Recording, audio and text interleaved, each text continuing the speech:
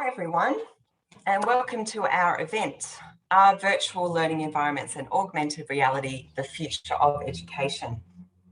I'm Jo Simmons. I've recently stepped into the role of Chair of the New South Wales chapter of LEA. Just as an aside, the chapter committee met over the weekend and at our annual planning day, and we've got some really great events lined up for next year, both hybrid and face-to-face, hopefully more face-to-face. So stay tuned for details of those.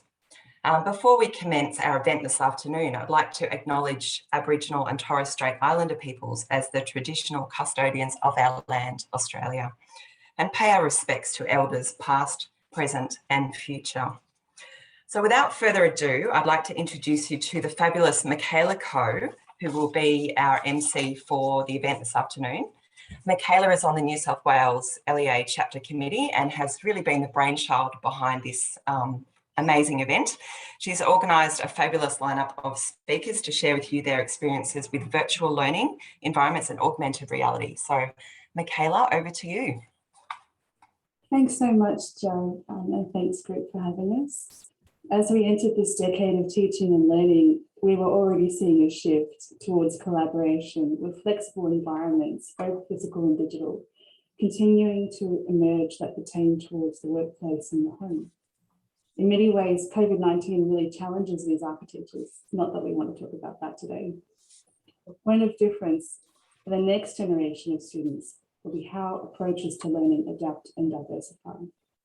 Today's event touches on these evolutions. We've invited different thought leaders to speak of their experiences on digital and augmented learning environments and share those learnings. And we're really excited to be facilitating that today.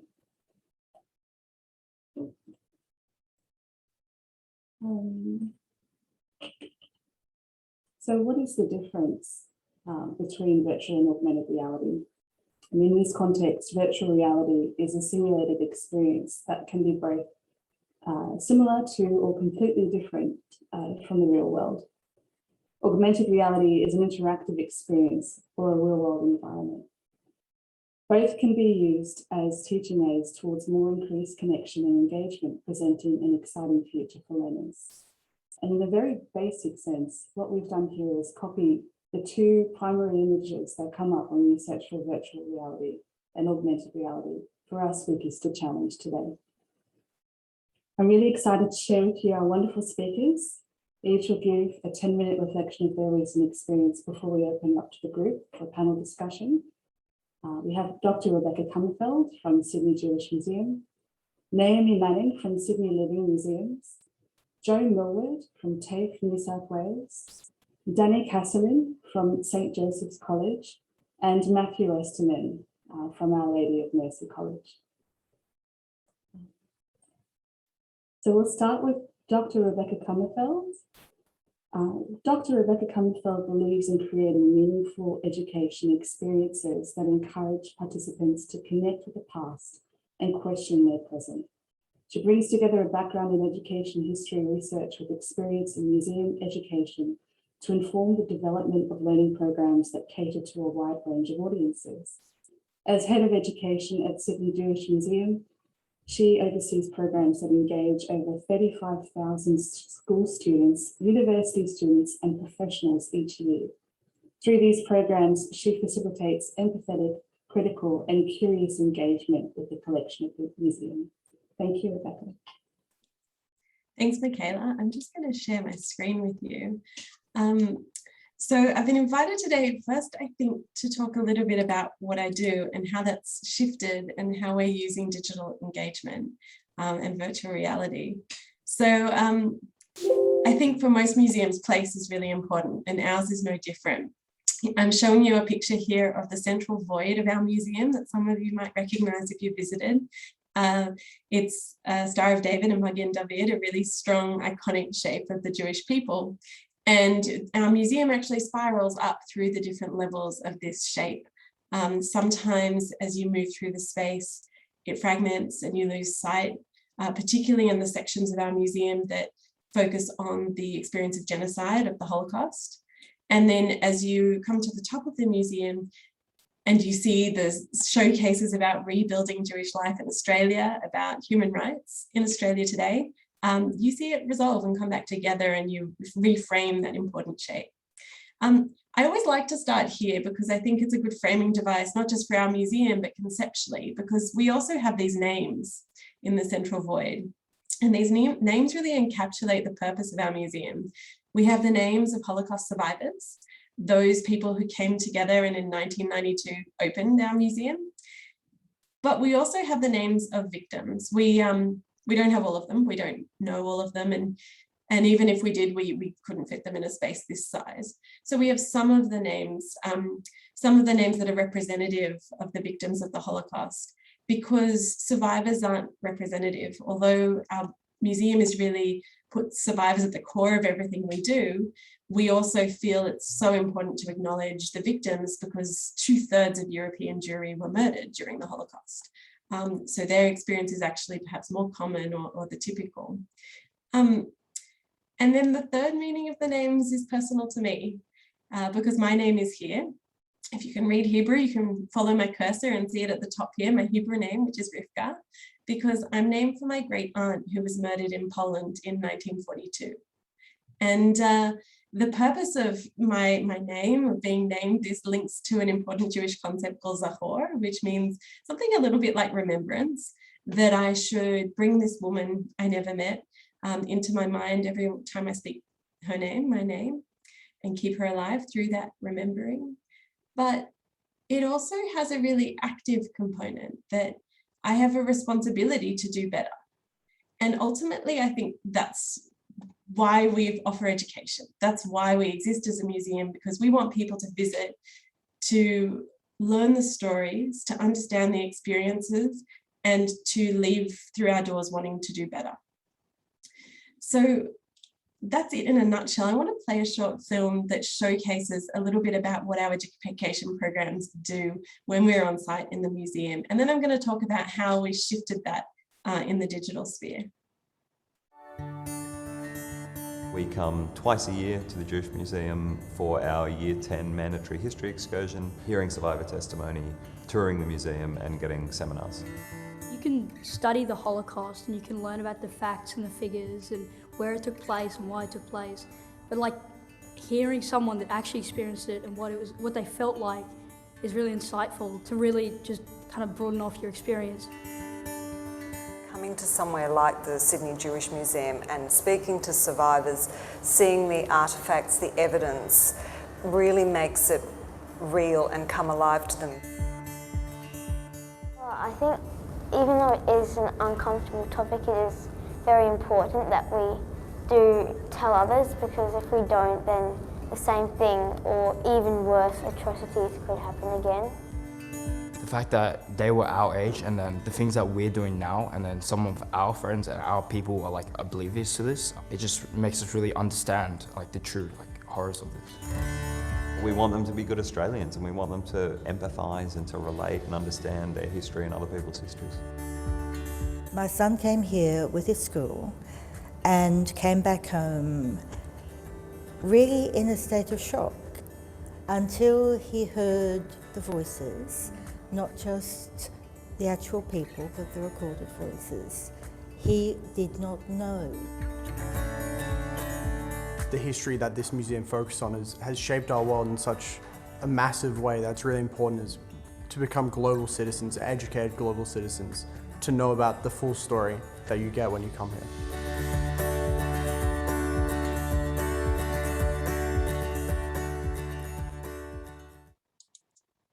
So as you saw in the film, a key part of our program, apart from, of course, the museum itself and our objects, is our Holocaust survivors who share their stories. And here I'm showing a photograph that I put in this slideshow 3 weeks ago before the now late great Eddie Jake, who passed away.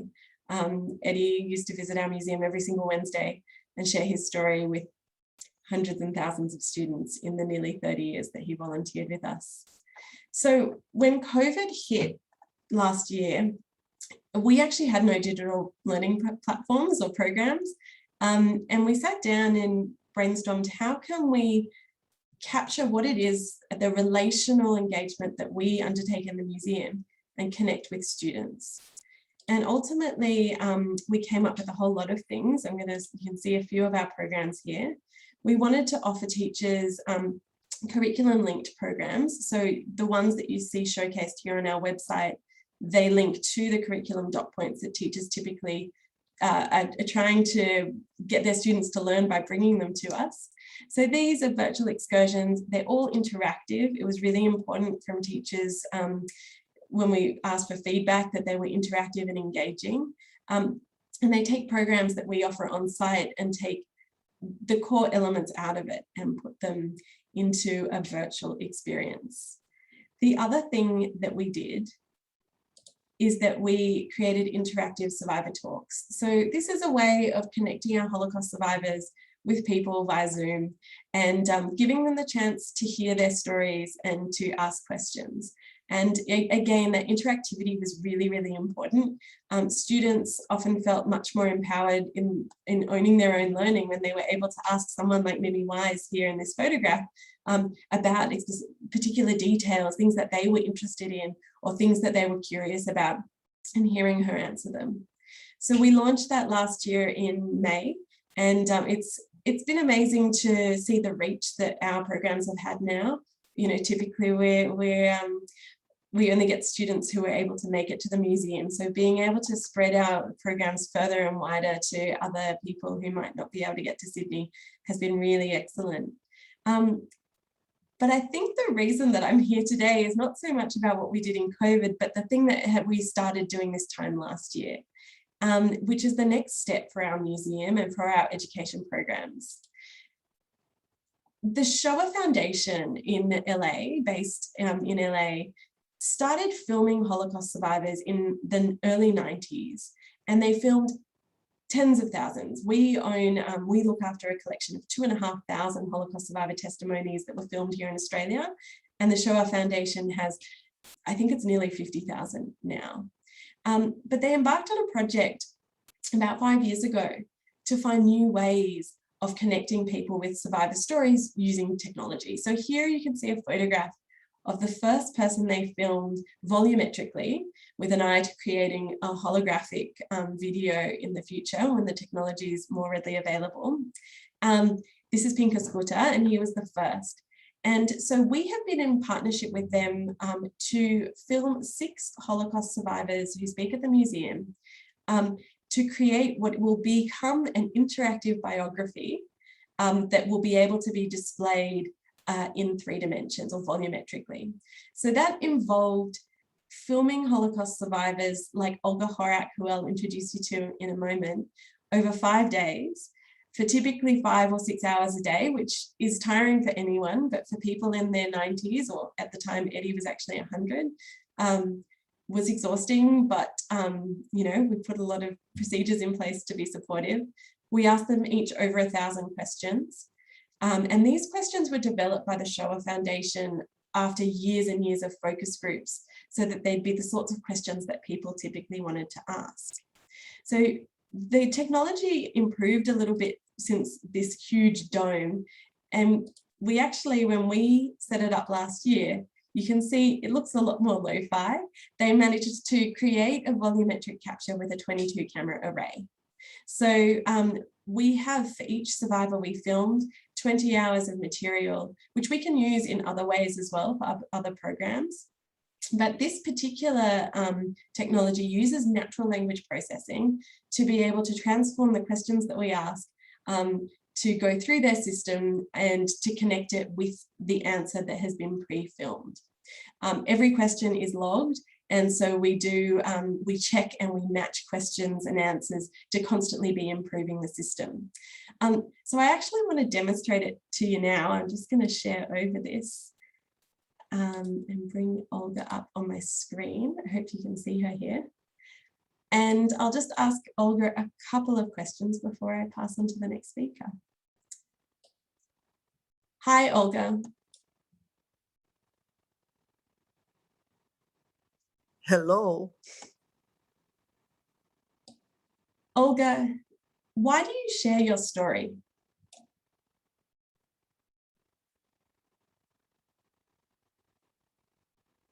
I come to the museum with a very good, satisfied feeling because I can pass on a message and teach people about the history, about what happened during the Second World War, a part of the history which should not be erased, should never be forgotten. And it makes me happy that I can be involved. I'm going to ask one last question, but if anyone has a question you'd like me to ask Olga, you can pop it in the chat and I can do that. Olga, what was it like to be filmed?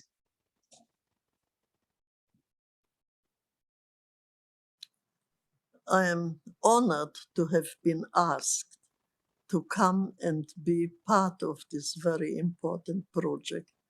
I will probably not be alive anymore to see the end of this product, but I would love to know much more about it, of course, whilst it is in process.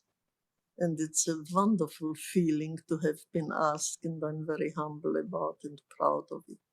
Thank you. So I'm not sure if I have time, but if there's time, I'm happy to ask her any questions that you might have, maybe at the end. But just while those come through, I should say that we're still in the process of working out how we'll exhibit this and how we'll use it. This is a long process to create these. Olga is the first of 6. And we are currently doing beta testing with focus groups. We have to ask the system 1,000 questions a month for 6 months to get it to a point that it's ready for release. So we're about 3 months in for Olga, and we've got 5 more after her. So we should have a temporary exhibition in about a year's time, so keep an eye out. And then we'll be looking to create a permanent exhibition in probably the 5-year time frame. And that will also be a space that we can have student groups. That was absolutely captivating. Thank you, Rebecca. I don't know about anyone else, but I was literally on the edge of my seat when Olga was answering you. It's always nerve-wracking.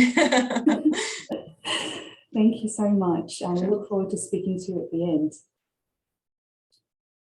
Next, we have the wonderful Naomi Manning from Sydney Living Museums. And Naomi is a producer of learning programs there. And she is particularly passionate about virtual learning and has focused on this from both as a teacher and now for the schools from the museum context. Currently, she's working for Sydney Living Museums, developing and running education programs for school students. Prior to working in the museum context, Naomi worked in schools for over 15 years as a history teacher and IT integrator at Abbotsleigh, Winona, Normanhurst Boys and at Community College. Welcome, Naomi.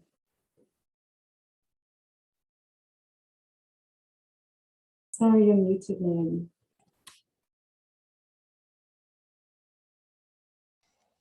My screen just switched around. Thank you, Michaela. Thanks very much.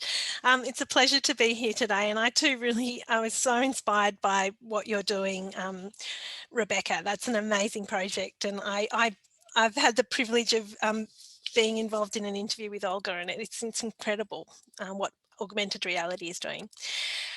So I'll share my screen too. I, as Michaela said, work for Sydney Living Museums, and we obviously had to switch to focus on the virtual as well once we moved into lockdown. We'd been doing virtual excursions for many years because Sydney Living Museums, of course, is all about places that we have in New South Wales. We used to be called the Historic Houses Trust, and we have 12 different properties that we care for, and an important part of that is sharing it with the general public. And of course, when COVID hit, they all closed. And so learning, we in my team focus on schools, but it's the same for our public programs team. We wanted to continue to share our places with the people of New South Wales, but we had to switch to do it using virtual learning environments, which we did in a number of different ways. So firstly, we wanted to keep bringing our places into classrooms, and we decided to do that using virtual excursions similar to the Jewish Museum. We have a suite of 6, 2 for infants, 2 for year 3 and 4, and 2 for year 5 and 6. And in all of these programs, each one focuses on a different historic house or museum. And we want to bring that place, we focus on that place, and we want to bring it into the classroom in an interactive way. And we have one down there, Solve It With Sources, which is sort of about the Hyde Park Barracks and the collection that we have there. So Cooking Up the Past is about Vaucluse House, where we want to share especially the kitchen space, but the whole house and garden. In that program, in Convicts at the Barracks, we're sharing the barracks and what it was like to be a convict. Last Bushranger, we're from Justice and Police Museum. You can see the holding cell there. So we have some scenes from the holding cell and some from the court, the Water Police Court. The First Contacts is from Museum of Sydney, and A New Home is about the migration experience at the Hyde Park Barracks. So each one focuses on a different place, but these are all studio based. So how do we bring our places into classrooms from a studio context? The deliverer sits in a room at the Hyde Park Barracks. How? Firstly, we do it through images, obviously. This is the Hyde Park Barracks within the City of Sydney. This is the Hyde Park Barracks in 1819 when it was first built, and shortly after, and Hyde Park as it was then, to have the comparison. And this, of course, is what the museum looks like today. So one way we do it is through the deliverer showing images. We also have different sorts of videos cut throughout the presentation to the or the interactivity with the kids. We use videos like this one that we filmed. No, I'll go back a slide. So I just want to play my video here. That's what I'm looking for. So this is actually one in character. Great so to we see you all. pretend to talk to a convict. Evan Brindle. I believe you want to hear for yourselves what it's like to be a convict here at the Hyde Park Barracks. Now, in the good old days, back in England, I was a calico printer from Lancashire. I used to draw pictures on fabric, I did, and then we'd use coloured dye on wooden blocks to print out long patterns on the calico fabric. Now, have a look at this picture here of my mate Wally. It's from the Book of Trades, 1827. Can you see him printing on the calico cloth? Look at him go, eh? He's a bit of a celebrity being in that book and all that. Cheeky monkey. Now, I didn't make enough money from doing that job. That weren't my fault. So one day, I had to steal something to survive. And unlucky for me, I got caught. But lucky for me, I knew someone that knew someone that knew somebody else. Well, instead of hanging for it, here I am now paying my debt to society by working for this government in this new land. Okay, so that's an example of one way we bring a place to the kids via a video in character of a deliverer or an actor. Another way is, I'm trying to go back to my original video, where we have a deliverer like me or one of the team, and we take them through collection items or show them through the space. I'll show you a snippet from that. Nope, that's that one. I want to go back to the previous slide, this one. Welcome to the Hyde Park Barracks. The Hyde Park Barracks is in the middle of Sydney, right next to Hyde Park. You might know about the convict history of the barracks. From when it was built in 1819, 50,000 male convicts passed through here. But in 1840, convict transportation stopped, so this became an immigration depot. 40,000 women stayed here from England and Ireland. This was temporary accommodation for them before they got jobs in New South Wales and beyond. Let's go inside and see how they lived. Today, the barracks is a museum. But when the women came here, the rooms would have been filled with beds like this one. By the 1820s, the population here in Sydney was small and unbalanced. there were 4 men for every 1 woman who lived in New South Wales. So the government decided to fix this problem by encouraging women to emigrate. I'll stop. Have a look at this. I'll stop that one there. And so we're showing different spaces by having a deliverer come through. We're going back in time, having someone do it through role play. And lastly, this one's an example of another type. We can share oral histories or other sorts of sources. Like this one, this is an ancestor of one of those migrant women. So I'll just show a snippet of her really interesting story. She was a young woman who arrived from Ireland as an orphan during the Irish potato famine, and she arrived here for a better life. She was a few years younger than I am now, and she had no family or friends here in Sydney. When she arrived here and she was in the barracks, she was hired by a man named Archibald Graham, and he owned a few bakeries in Wollongong, so he was quite a wealthy man. She lived in the house with Archibald, his wife, and their 8 children, and she kept the house running and looked after the children.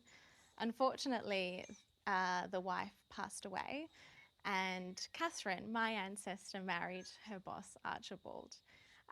She went on to have 12 children to him, so she had a total of 20 children to look after in a huge house in Wollongong.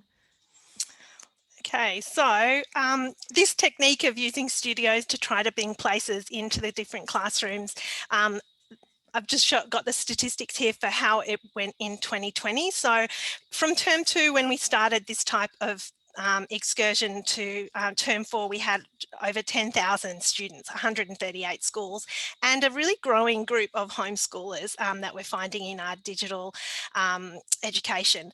So 109 last year came. And the other type of, so that's quite good. The other type of mode that we're we're sharing our places with, can you see that window? Michaela, can you see that, or I'm just trying to... Sorry, you might need to load it again or close it and reopen it. There. Here, that's okay now. So the other way we're sharing our places is through these live events. So these events get one-off events, but they get much more, they get a much larger attendance. So we did last year a Convict Love Token event that had 11,000 students, the Back in the Past event that had 18,000, and then a Bushranger that had 3,000. So those once-off free events get a lot more people coming to them, but the regular ones, you know, they're much more interactive because it can only be 1 to 3 classes at a time. So teachers about these virtual experiences are saying it's a great experience. It was as close as it could be to the real thing. The variation of activities and mediums throughout the meeting kept the kids engaged the whole time. Zoe was fantastic deliverer. She communicated and involved the kids continually. So we've got a lot of good feedback. But these live events had a different purpose. We wanted to travel to the different sites we have around New South Wales and bring those sites to the kids. So we always go to the venue for those live events that are one-offs. This one that we did just recently, we filmed from the schoolhouse, so you can see both the setup and then the deliverer was in person, in character. This was a different sort of one. We had a curator at the barracks, so we had some videos showing them through spaces, but then she also shared collection items in the virtual learning experience. This one was from the Museum of Sydney, where we had a guest. We had a guest who showed the kids how to make string, and her name was Shannon Foster. She was a Darawal saltwater knowledge keeper. So that one was one where the kids learned a traditional skill and then did it with raffia in their classrooms.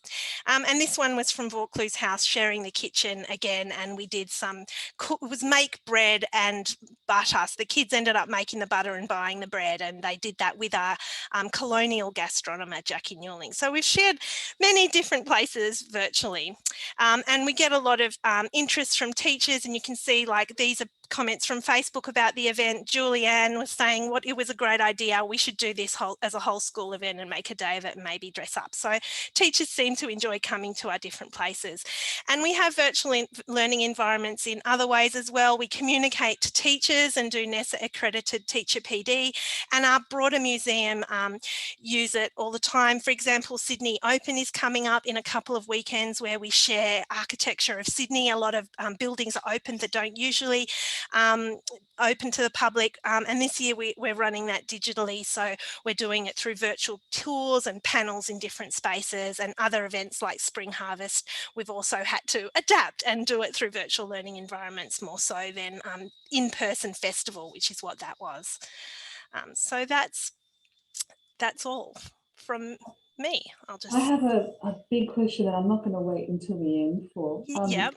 How likely are these programs to continue, Naomi? Yeah.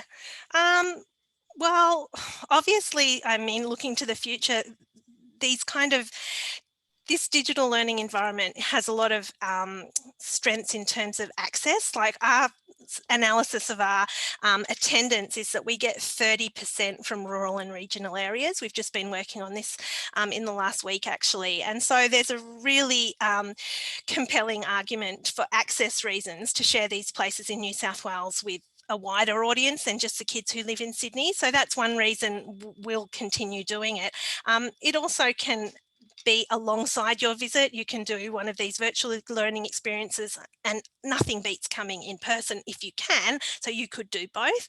And also, you know, I think there's a lot of strengths to it. I guess we can talk about it in the panel. So I think that obviously the audience will drop a bit, but I think there's still a place for it, and we continue to we intend to continue doing this sort of thing alongside, or to do hybrid events where some people are there, but maybe there's only a capacity of 100, 150, and then we can have a Zoom audience as well.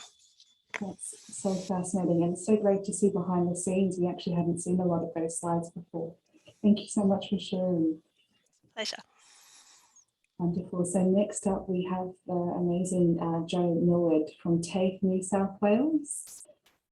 Jo is an innovation manager with over 18 years experience across diverse sectors, including education, manufacturing, FMCG, hardware and software. Recognised as an industry thought leader in the immersive technology industry, Jo is regularly invited to speak at international conferences and guest lecture at universities, so we're very lucky to have him today. Jo is tasked with leading a team to research the latest emerging technologies for TAFE New South Wales. This team are currently exploring the potential of augmented and virtual reality technology, how it will enhance education and training for TAFE New South Wales and the broader industry. Welcome, Jo. Thanks a lot, Michaela. So we've got a pretty exciting group with our team. As I said, we're 100% focused on virtual and augmented reality. So we actually spend all of our time doing this. So I'd like to do a quick intro, but I'll actually get someone else to do that for me.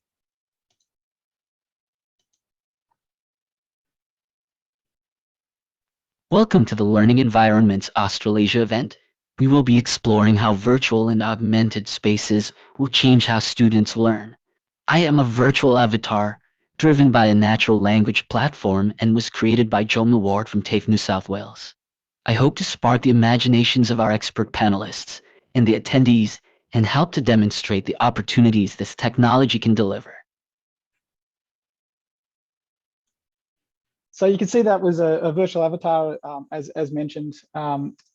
So I basically created that with a platform that we've been trialing for quite a while. It took me about an hour to actually get all of that dialogue and get the animations and everything set up. So, and we're actually looking to use this with learning designers. So we're the back end of this technology is actually not that complex. So it's actually writing out that content, and the AI is able to actually voice the character. The animations are drag and drop. So it's pretty much, if you ever use PowerPoint or something like a film editing tool, you could definitely utilize that software. So we're looking at that to expand and make more engaging content. So it's been really exciting. So my team is multifaceted. We're globally recognised. We just won the Good Design Award this year for a pathology application that I'll show you a little bit in a couple of slides. The Learning Impact Awards we won last year, and we're also a VR Awards finalist. The team has a really broad skill set, as you can see here, and yeah, they're every day they love coming to work, and it's a great place to for them to explore. So just sort of talking about, and we expanded a little bit on the, Michaela talked about the differences with augmented and virtual reality. A big part of that is also the fact that this content can be used across mediums. So for here, you can see, this is our canine anatomy application that we've developed. So we've actually got an augmented reality version, a virtual reality version, and then we've embedded that into our LMS, which is Moodle. So it allows us to take that content and reutilize it. So people aren't missing out, but they're also able to have deeper engagements with different parts of the content. So it's really important that, you know, as you understand this, the content isn't developed just for one medium, and that's really exciting. So we really try and think about authentic uses of the technology. A lot of times people are enamored with the tech, which is, you know, it's great initially, but the sort of magic of it wears off. So we utilize Jeremy Baylinson's structure that he actually developed at the Virtual Human Interaction Lab at Stanford. And we look at areas like expensive, dangerous, impossible, and rare. So examples for that are, you can take children to the Louvre, but it's very expensive. Most can't do it. But in virtual reality, we can actually put them in headsets and they can actually walk the halls of the Louvre and see the different artwork. And they can do that in AR as well. Dangerous is a really important one for TAFE because we do teach trades and we do teach other sort of pretty complex skill sets. Actually getting them into a virtual environment to understand potential dangers like working at heights, which we've just completed a project on, allows them to have pre-learning so they understand the processes before they're getting into the physical practical skills. Impossible is a really exciting one.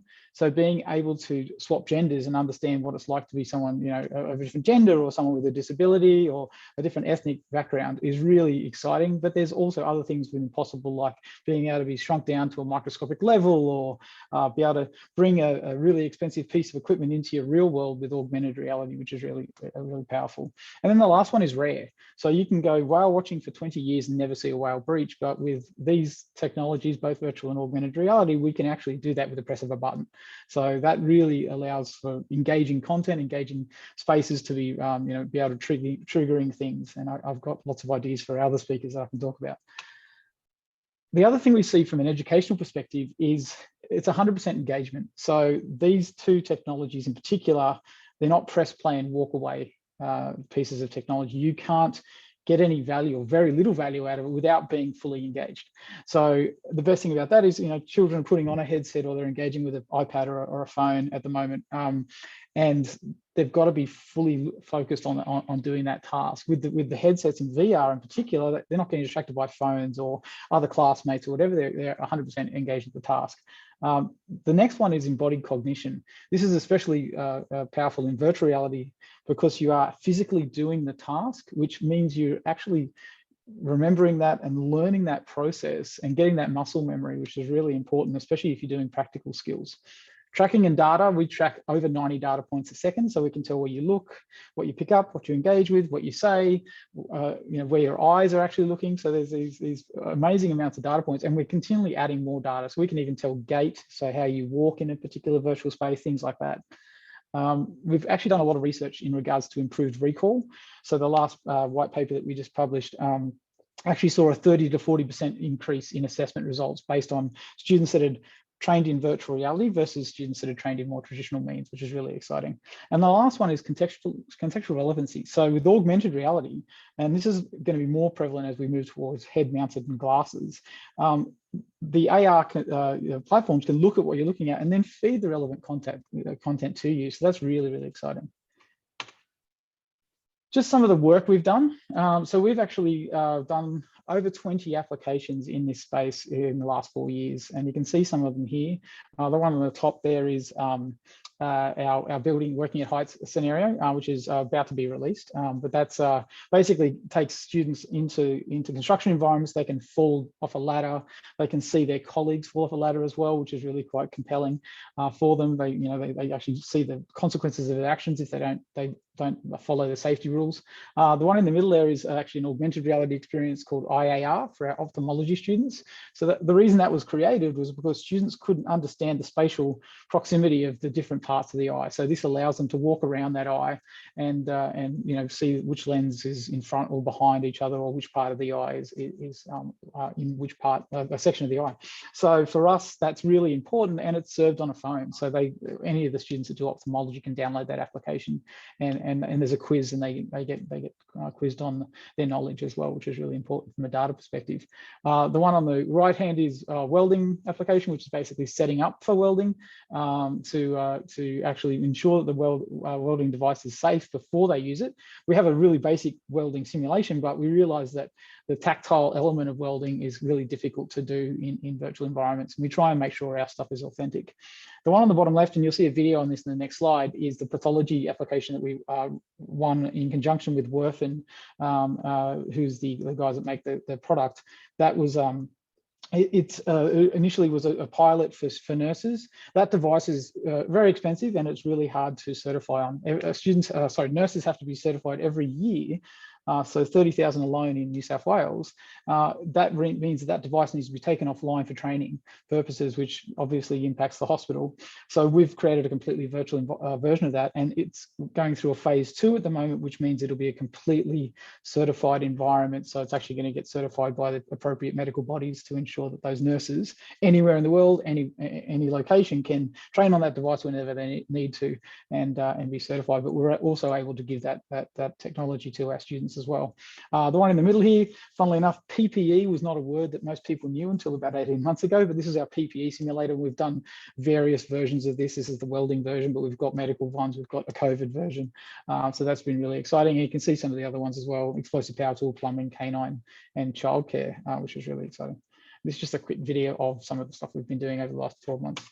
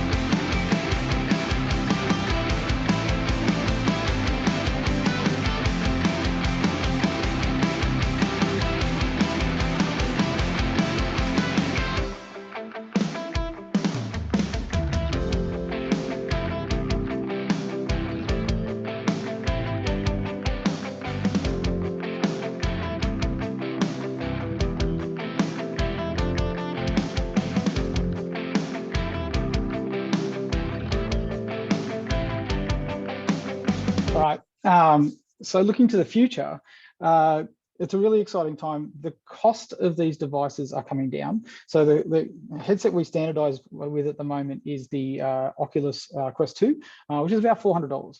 So you're talking about the price of an iPad.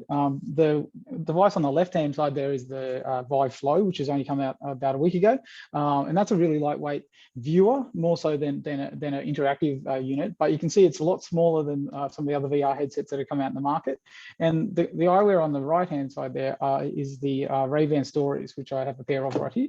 And they're really interesting because they're Facebook collaboration with Ray-Ban. They look like a pair of Ray-Bans. They feel like a pair of Ray-Bans. They've got 2 embedded cameras in them at the moment. They don't have augmented reality displays, but what's happening is you've got microphones, you've got the ability to talk to Facebook, you can record video. So we're using that as first-person view for our teachers to be able to record some of their knowledge. But you're going to see that that's what you'll end up with eventually, will be a pair of glasses that'll be enhanced and be able to bring someone like Olga could be sitting next to you in your own house. And that's something I was really excited excited about what they're doing at the Jewish Museum, to be able to sort of bring those holograms into your own space as well as going to destinations. So taking that stuff home with you, which I think is really exciting. That is really exciting. Did I see a beer goggle simulator in? Oh yes, definitely. So our team, and that's been a really that's been really great for my team, is they experiment a lot. So the difference with our group compared to say university, a lot of universities will experiment, but they usually do it for a white paper or a PhD result. For my team, they actually experiment and then put that into their product. So that fluid simulation is for the blood analysis stuff that we're doing at the moment. So and that video that I showed, the last one, is from 2020. So we'll have a brand new video out in about a week. So lots of stuff happening. That sounds so exciting. And the thought of Olga in my lounge room, I think, just blows my mind. Definitely. And it's not too far away, to be honest. We're only talking a couple of years. So I'll be very excited to talk to the folks there about the opportunities. I think we'll have a lot of questions here in the panel discussion. Thank you so much, Joe, for your time. No problem. Thanks a lot. So next up, we've got a joint catch up with Danny Casselin and student Callum from St. Joseph's School down south. How are you, Danny? Good, thanks, Michaela. Yeah. My mind is blown at some of the stuff I've seen. It's very exciting. And hello to you too, Callum. How are you? Yeah, I'm good. Good, thanks. That's good to hear. So I might start with your bio, Danny, if that's all right. Danny is an experienced ICT specialist in secondary education with over 15 years of experience guiding learners. He is a Google certified innovator, Apple teacher.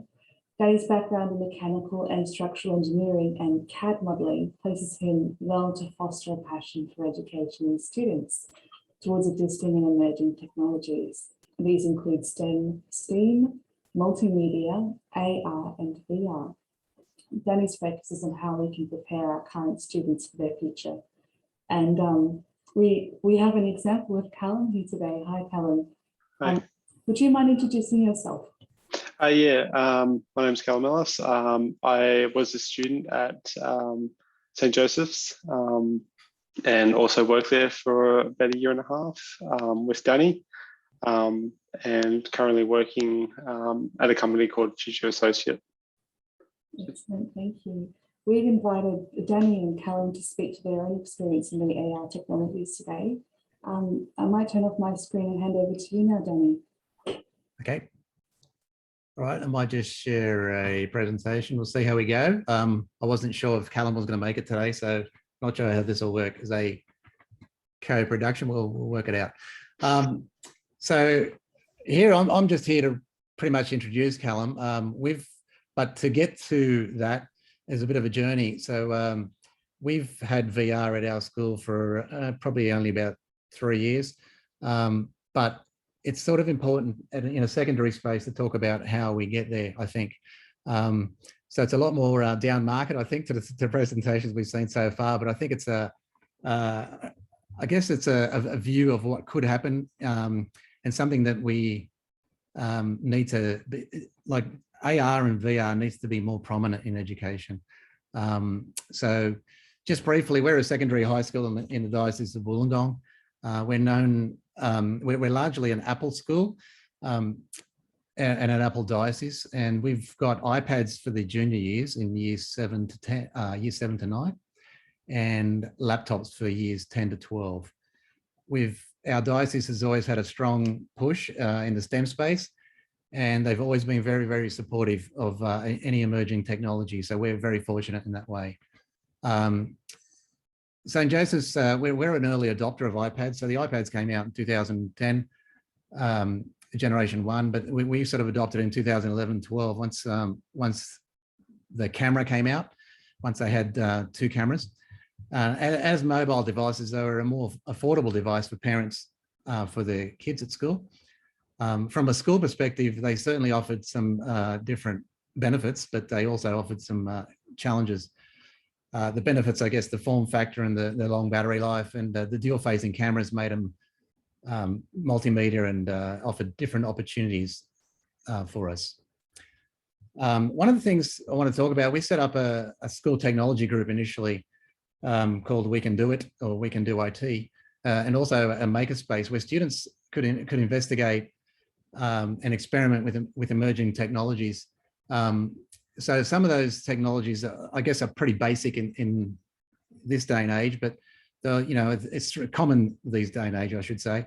But we started doing QR codes. QR codes before a pandemic, no one wanted to know about them, but they've been around since 1994. But we sort of started using them on posters and stuff. And with the iPads, at the time you had to use an app to scan the codes, but then it became more native. And now I think everybody with a smartphone knows how to use a QR code. But that was sort of like an early introduction to AR, I guess, because it was a trigger to another website or a video or something. And so then from there we used iPads, an app called Erasmo, which was an early augmented reality app, which no longer exists. But basically it was for an interactive newsletter, sort of like we used to call it a Harry Potter newsletter, because everyone knew what Harry Potter newsletter looked like, where an image would trigger a video or a game or something else more interesting. In this makerspace, the kids had the ability to play with 3D printers and robots and coding and Google Cardboard, which was, I guess, a really cheap version or what some people called VR. And basically, which was just a mobile phone inside a visor that covered your face and made it sort of immersive and more engaging. I think Joe mentioned engaging.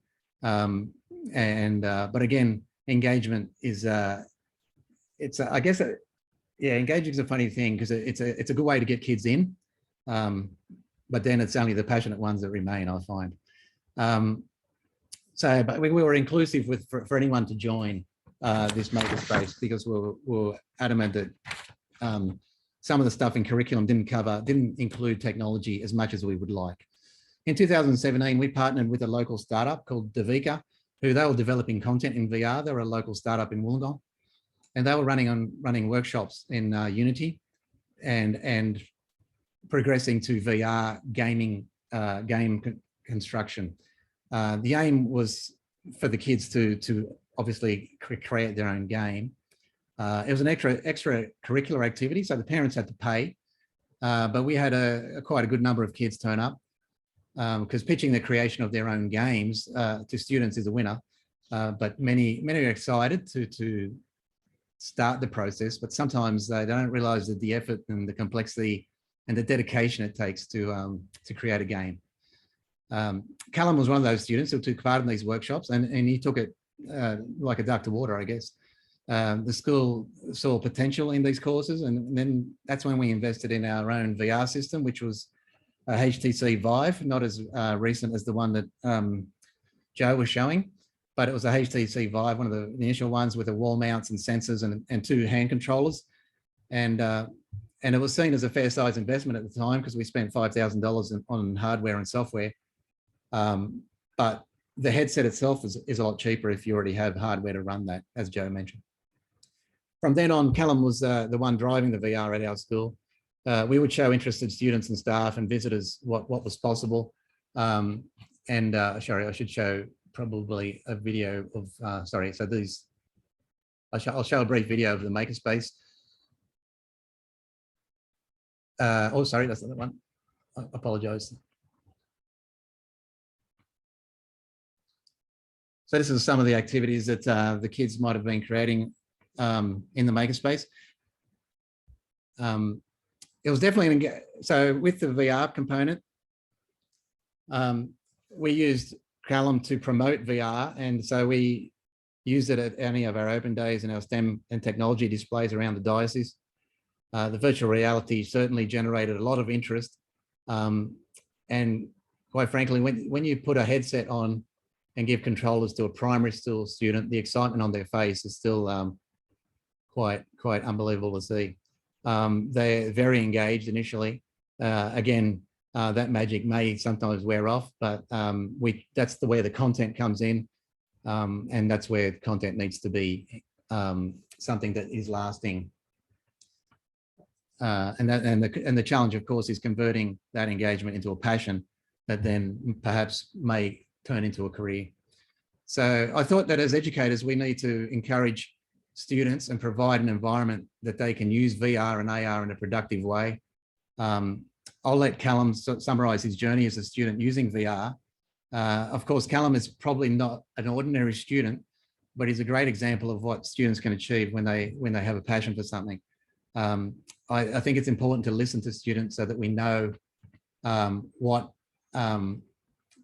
their future, what they want for their future. Because I think the current education environment, sadly, is a little bit wanting. Certainly, Callum, he'll share his journey. He had some restrictions and some of the challenges he faced in producing a visual arts project. He'll go into that now, so I might pass that on to Callum if I can. So yeah, I was very lucky to be able to have the opportunity to learn and use the VR equipment at the school. With having access to this equipment, I was planning to do my major work for visual arts in it, and unluckily they knocked it back because they didn't know how to mark. I'll share my screen.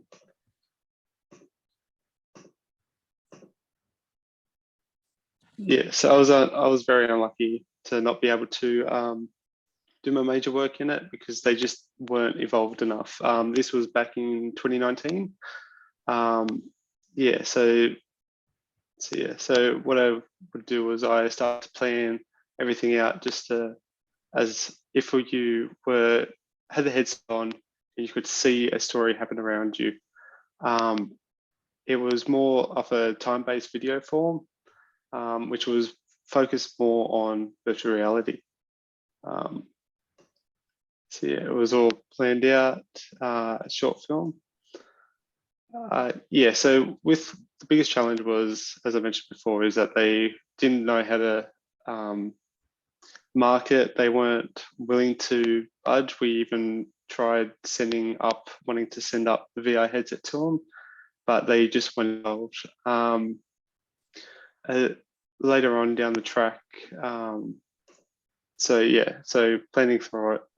So later down the track for this year and last year during the pandemic, they're actually now doing virtual reality walkthroughs of the Art Express, which is a platform where you can actually see this year's HSC students' visual arts major projects, which is kind of upsetting, but it is what it is. But yeah, here's some. So I used a lot of 3D programs to learn and to create a 3D environment that was going to be shown in virtual reality. So these are some screenshots of the main character and also the environment.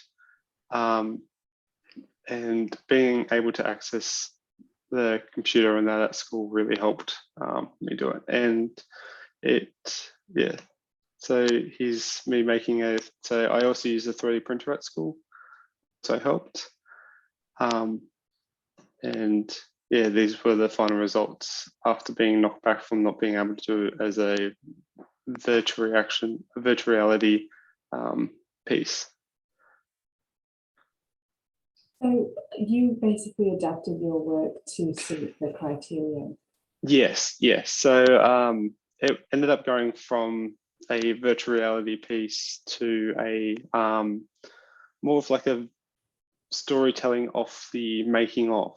So instead of being able to show the actual story, it was showing the process of the story, which was a bit disappointing, but it still was my vision and still turned out the way I wanted it.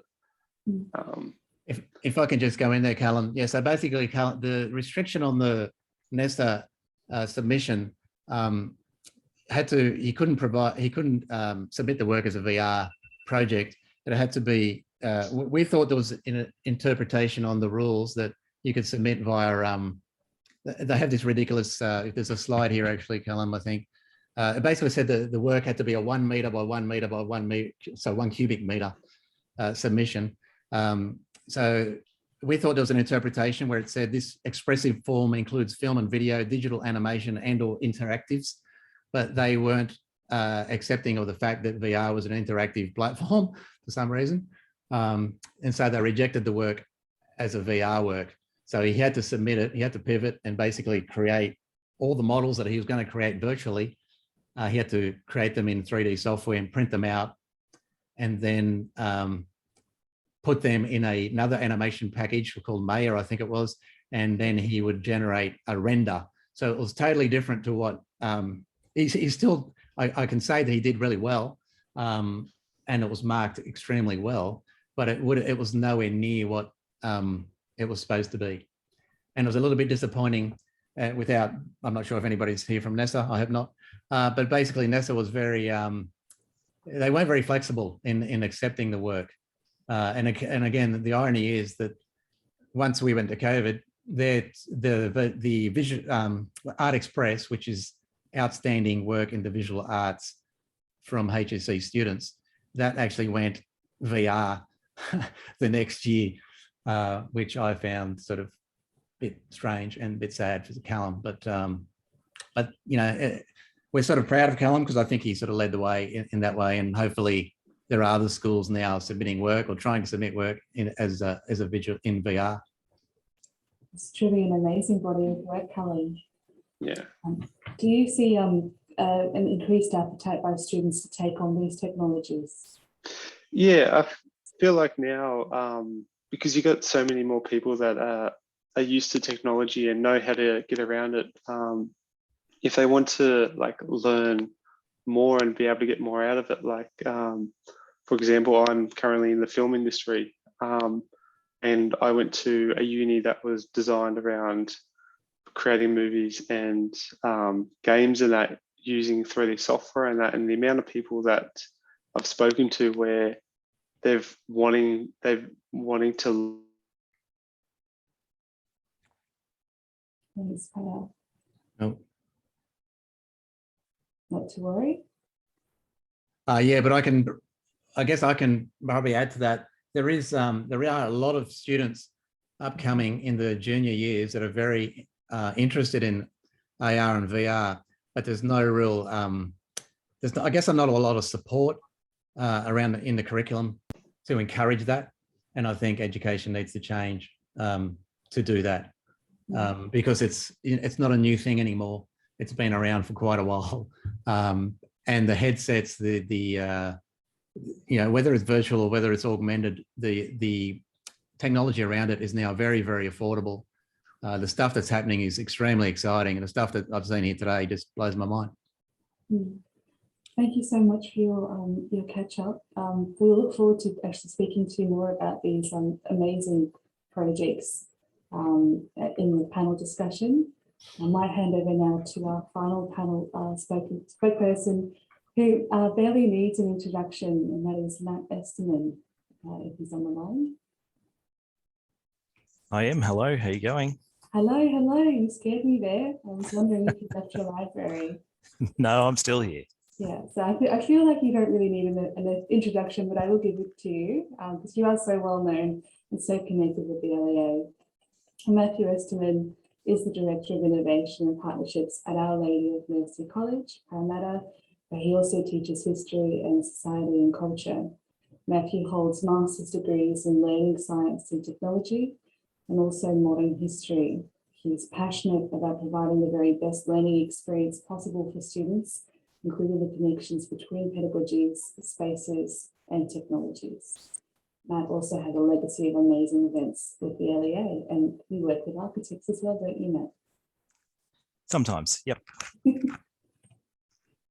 All right, thanks so much, Michaela, and I'll do the share screen thing. Let's see how we go. Okay, hopefully you can all see my full screen rather than the presenter view. Is that right, Michaela? We good to go? All good to go, thank you. Great, thanks, no worries.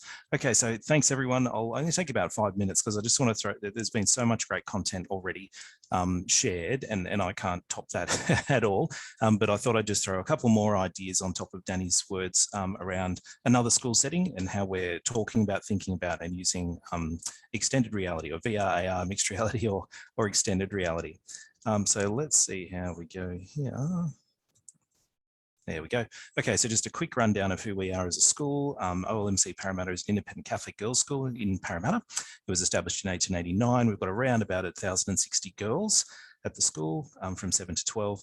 We are a school that's a Windows/Office type environment, a PC environment, so different to Danny's, although we do have tablets as our main device, and it's consistent across all the students, which helped this year. Our staff are on Microsoft Teams, our students are on Canvas as our learning management system and Zoom. So we have a fairly stable environment that we've been working with, and that's been really handy this year. And our current strategic vision is courageous advocates, limitless possibilities. So this whole extended reality conversation really fits in well with that. Basically, welcome to term 8 of 2020. We've been, it's been such a different year again, but I think we're looking forward to a light on the end of, at the end of the tunnel. But what I wanted to point out was that teachers at Danny's school, at my school, at all these different schools, at TAFE, and everywhere else that's been in education, and all of you as well, have of course had to do 2 years of change in about 8 working days last year. And then this year, it's, 2020 kind of said, 2021 said, hold my beer, I'll do better. And said, we're going to go 1 week at a time, folks, where you won't actually know how you're teaching, how you're learning, how you're working from a week on a week-to-week basis. So it's been a challenging time, but there's been so many great ideas to come out of it. And I'll come back to that a little bit later.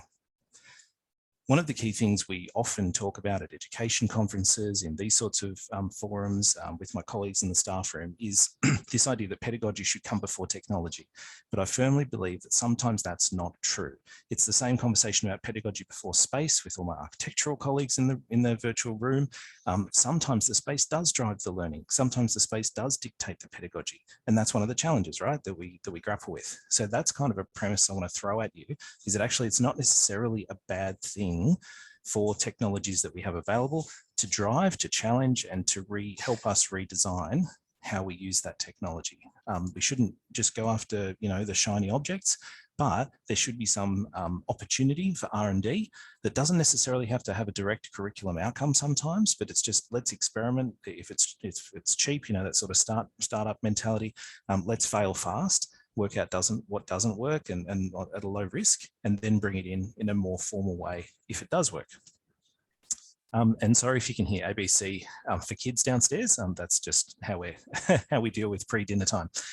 So another idea I wanted to throw at you as well is that this is an idea that's been around for quite some time from Ruben Pentadura, which is the SAMR model. So the idea that any particular technology that you might bring into teaching and learning should, offer something of value that actually modifies or redefines what you would otherwise do.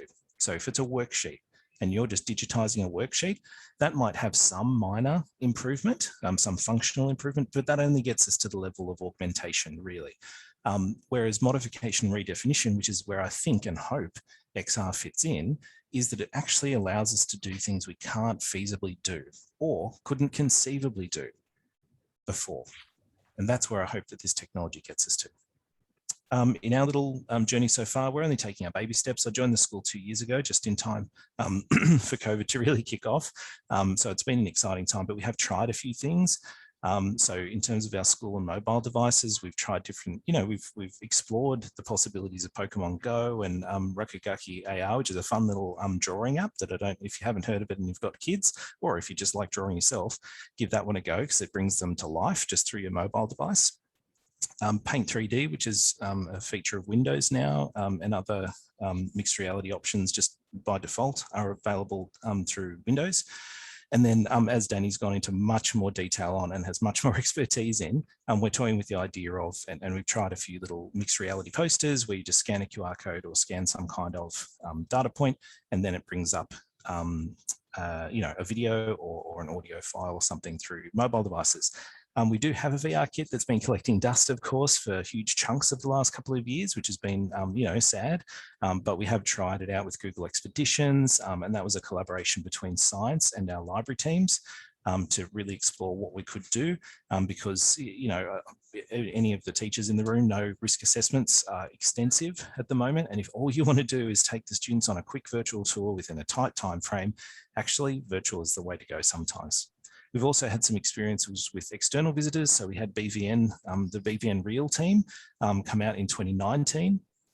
and have our students basically form a focus group for some of their tech, which was fantastic.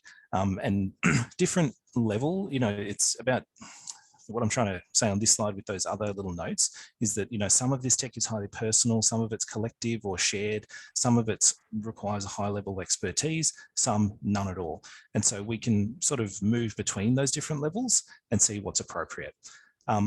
In the background, you can actually see what I would consider to be some kind of mixed reality, where actually this was a Year 9 Japanese presentation of their Minecraft design. They designed their favorite Japanese mansions or their ideal Japanese mansions in Minecraft, and then presented that live to Tezuka architects in Japan, who judged them at that point. They had to speak in Japanese, and it's not it's not traditional or usual VR. Of course, there are no headsets, or we're not jumping into a different reality, but it does affect our current reality to know that we can bring other people into our space in some way without too much effort, to achieve that kind of expert input into our classes without too much effort.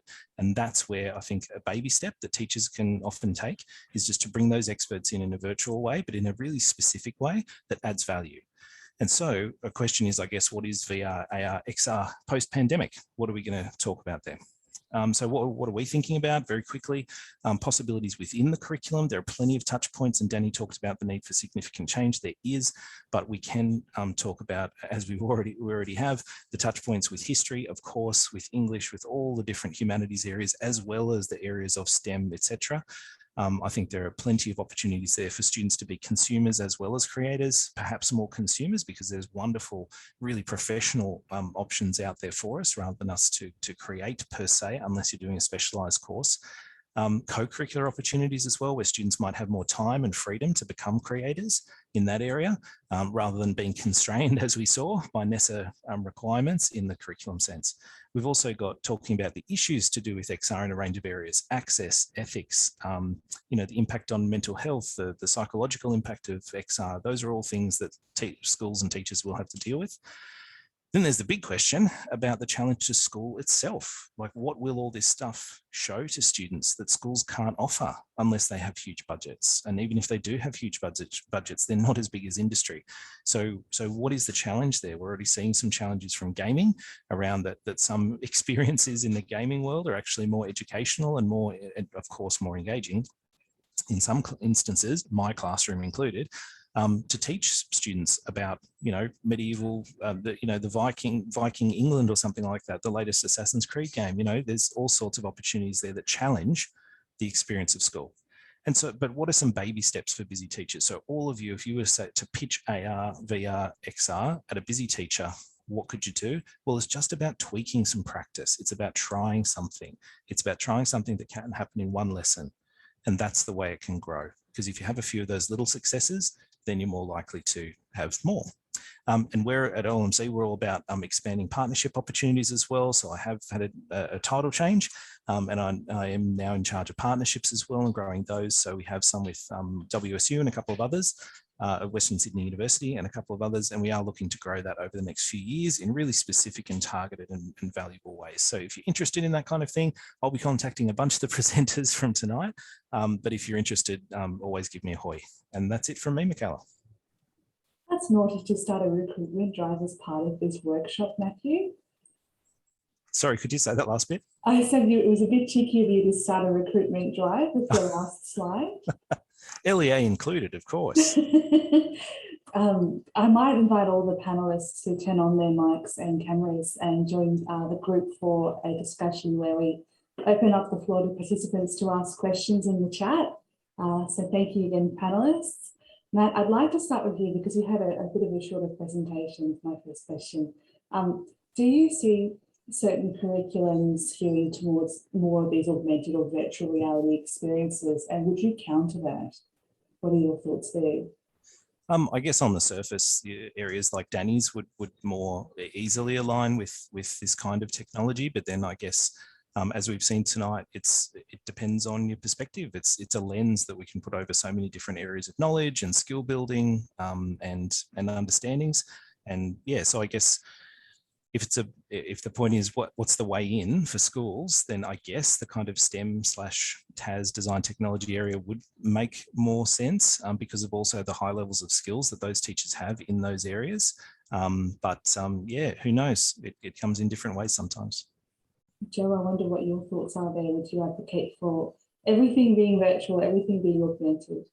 I don't think it'll be either. I think it's a spectrum. So, I mean, as I mentioned in my presentation, the medium is flexible. So whatever content you're creating in a virtual space, you're able to use an augmented and vice versa. So the classic is obviously with Rebecca's experience with Olga. I mean, that can be taken and she can be sitting next to you and you can have a cup of tea with her, which I think will be amazing. So we're going to see this migration. And the other part also is I think it'll be similar to how smartphones and iPads work, where BYOD will be a huge part. So we're really exploring that at the moment because we're going to see in the next 5 years that these glasses will be smart glasses. So they won't be a standard pair of things, and you'll basically be able to have to start to realize that most students will have the devices at their in their hands, and you'll have to start to augment how you, pun intended, how you deliver the content. So I think that's really exciting.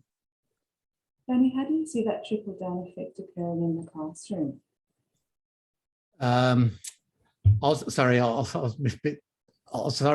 If I can, Michaela, I was just going to answer that question that Christine posted on the chat. Sorry, No, go for it. Let's go for it. So there's one there about, does this change in delivery and technology affect how learning spaces need to be designed and how the spaces we provide? Sorry, I was thinking about that.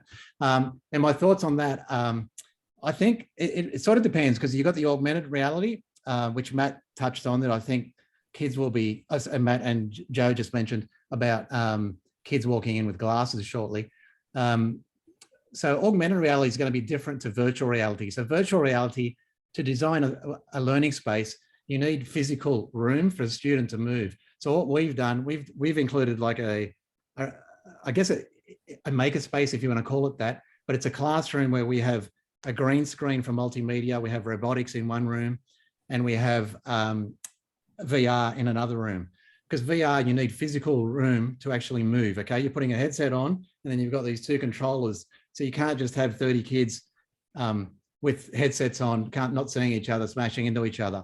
I guess if they're all in the same game, they might see each other, but virtually, I think the design space for a virtual reality room would be different to augmented reality. So augmented reality is just like wearing a pair of glasses and you would see everything around you. So I think augmented reality is probably going to take the trophy, I guess, going forwards, only because it's cheaper, it's more accessible. You don't need a headset. You could even access augmented reality on a mobile phone in a more limited way, but you can.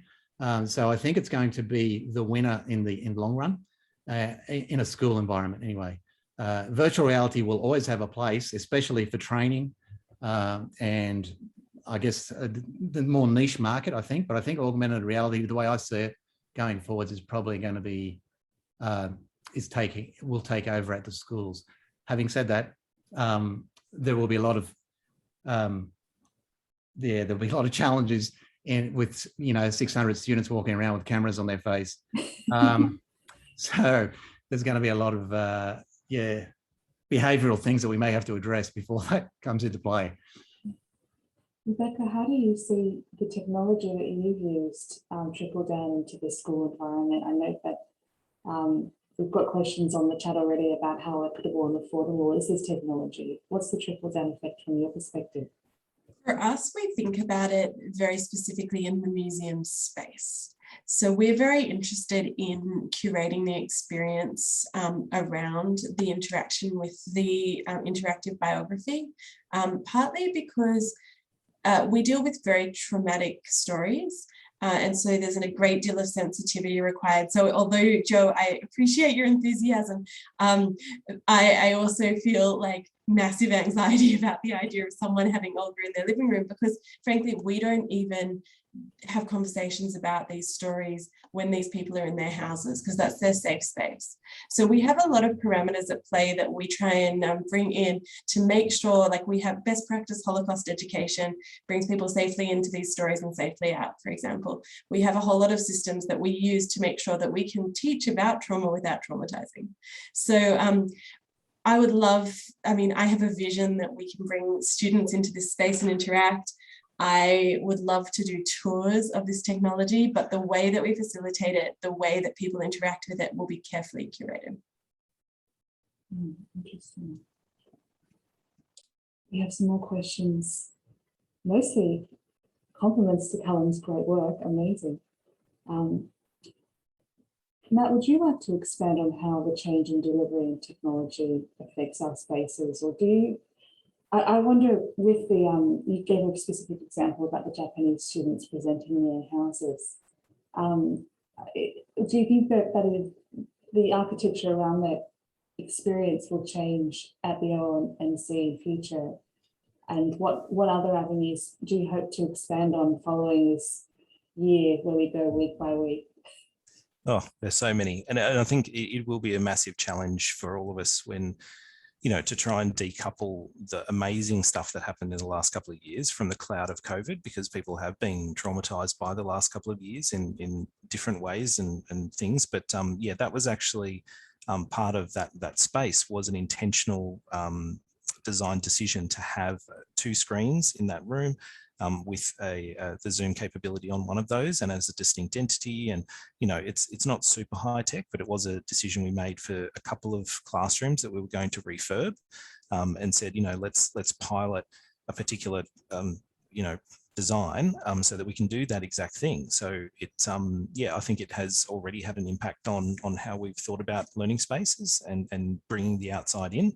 And you know, so that we're not accessing, so it's because that is a typical bookable timetable classroom. You know, it's B218, it's a maths classroom usually, but we were, you know, it's not a boardroom, it's not a meeting room, it's not, you know, an office space that you need to book and invade to have a learning experience. And that's, I think, an opportunity, and plenty of schools are doing this across all the sectors and all the states and territories are looking at ways to do that, whether it's permanently fixed equipment or whether it's a set of bookable equipment so that you can just add that capability or affordance to those different classrooms. So that's already happening. I think an interesting one is, to connect to Rebecca's point as well, is where learning happens and how it happens across museums and cultural institutions, across schools, but also in people's houses too. You know, like I've got a new setup here as of the last couple of years that I didn't have before in this little study nook that we've got.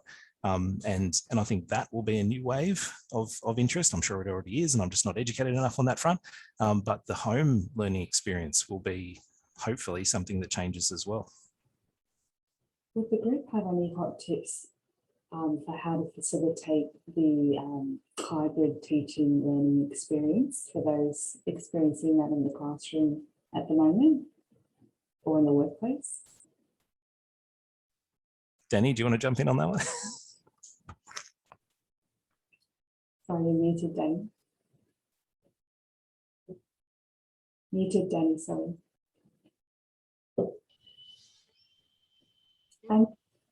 And Naomi's back. Hi, Naomi. Hi. Look, I don't, on that sort of the hot tips thing, I think, like I said to my 2 Year 12 classes this year, the HSC girls are about to sit their exams, you know, at our school, we have to be really aware that all the girls, generally speaking, had their own bedroom or space that they could use for home learning. They have a device that's shared, and they could email our IT team to get help. And we Zoomed every single lesson. I actually last term had exactly the same number of lessons for my Year 12 classes that I do in a normal term 3, because we Zoomed every single lesson, and except for Wednesdays that we had Wellbeing Wednesday, where we had no Zooms that day. It was a catch-up day and a meeting day for various people. But I still taught the same number of lessons. We were doing over 350 a day at school. So, you know, it's it's just about a reality check, I think. So our girls were lucky to have that whole environment and access to that kind of learning. Whereas I had, you know, as we all had, colleagues and friends and family who were in very different situations about drop-offs of booklets, you know, by teachers to homes to be able to facilitate a week's worth of learning.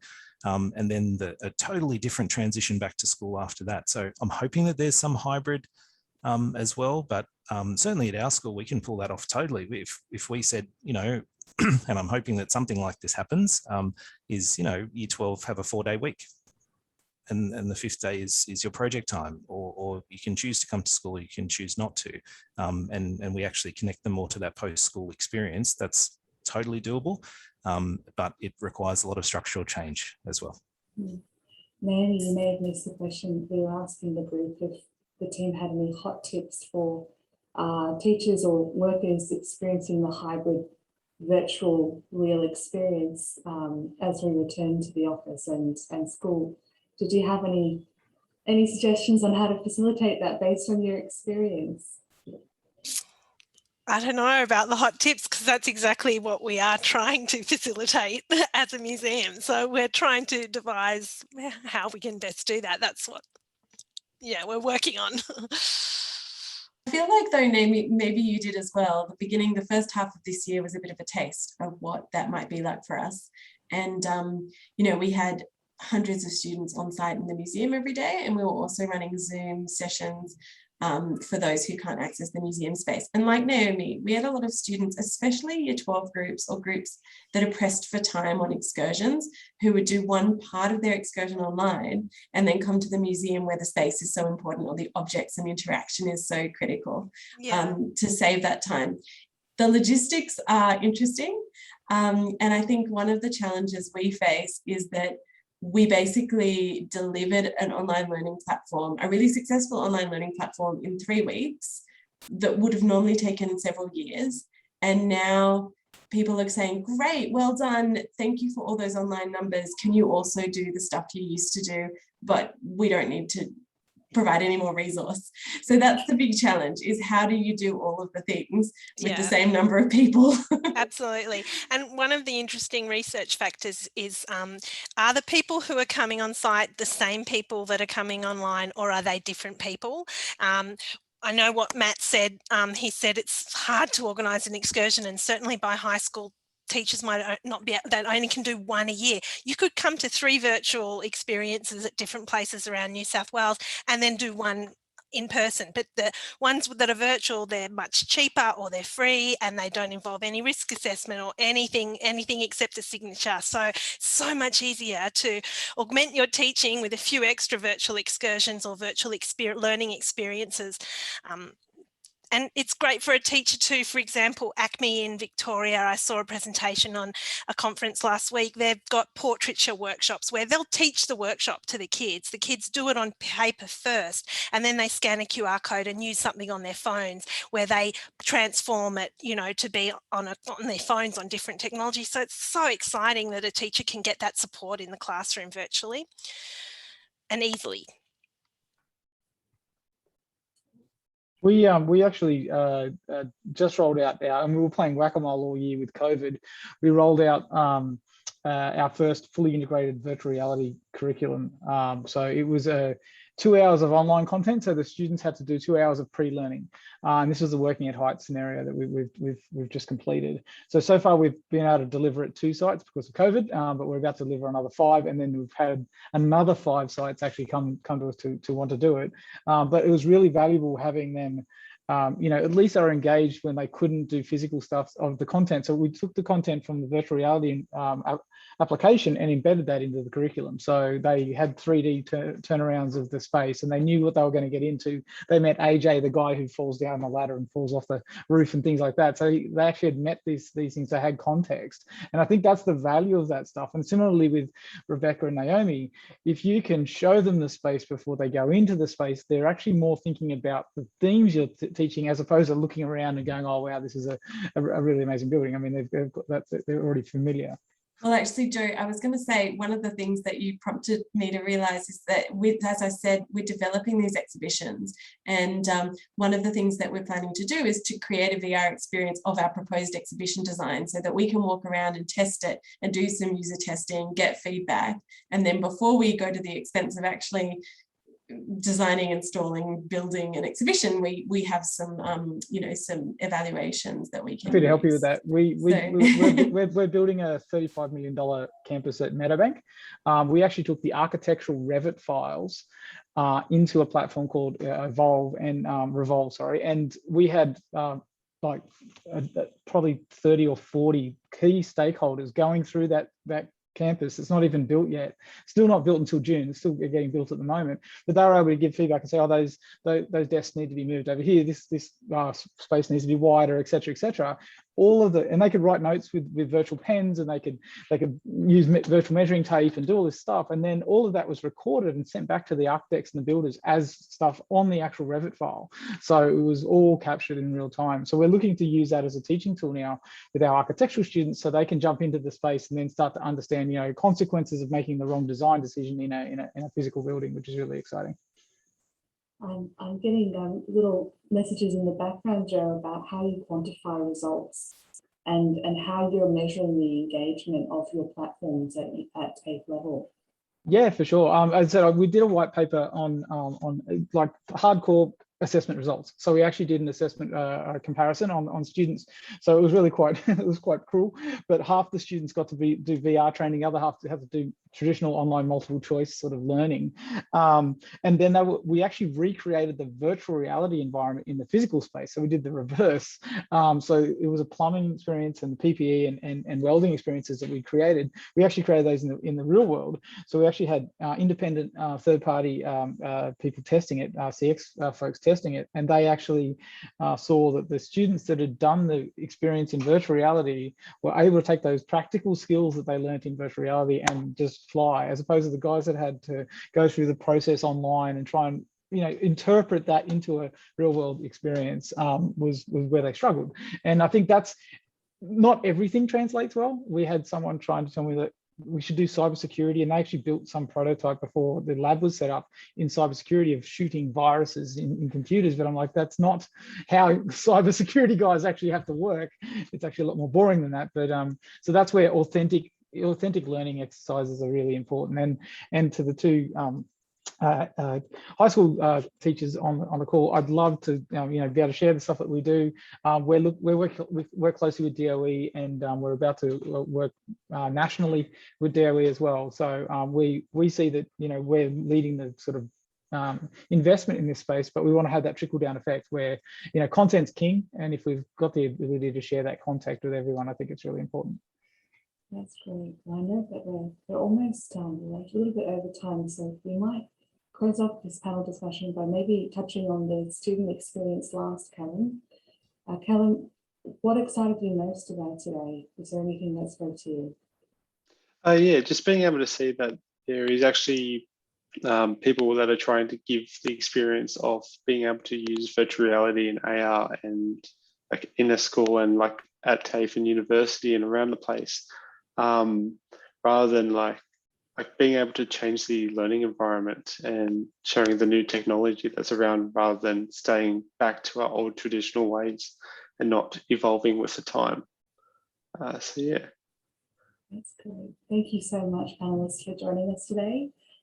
Joe, we might hand over to you to finish off the event. Oh, okay. I think I can probably speak for everyone that to say how exciting that was. I'm just tingling that was so exciting. But I'm also loving the learning that's going on with the panel and the connections that are being made, because I think that's part of what we do as an organisation. It's about learning, it's about making connections. So I think that's great, and hopefully you've all learned from each other, all panellists. So thanks so much for being involved. Lots of great comments on the chat. I've got quite a few great text messages as well from colleagues that are obviously watching. So thanks again. And to everyone that attended, stay tuned for some more great events coming up next year. Thank you, everyone. Okay, thanks. Thanks, everyone. Thank you.